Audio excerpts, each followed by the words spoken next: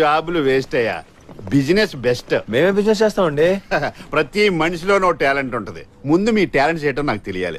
నీకేమొచ్చు నాన్న? మందాగటం వచ్చాడు. కెపాసిటీ ఎంతో? దించకుండా ఫుల్ బాటిల్ తాగలను. ఏ దించి తాగొచ్చు కదా. దించితే ఇటు తాగేస్తానండి. నిన్ను అడగక్కర్లేదు. నీకేమొచ్చు బాబు? ప్రేమించడం వచ్చండి. ఇప్పుడు పిల్లని చూపించాలా? అయ్ బాబోయ్. అబ్బో సిగ్గు ఒకటి. సార్.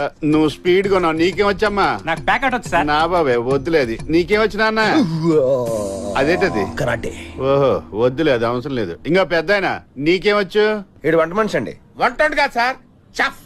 చెఫ్ అంటే ఏం వంటలు వండుతావు? South Indian, North Indian, Chinese, continental, Australian, what not everything. ఇవన్నీ అక్కర్లేదు కానీ పావు బాజీ వచ్చా? నేను చేయటంలో ఎక్స్పర్ట్ సార్.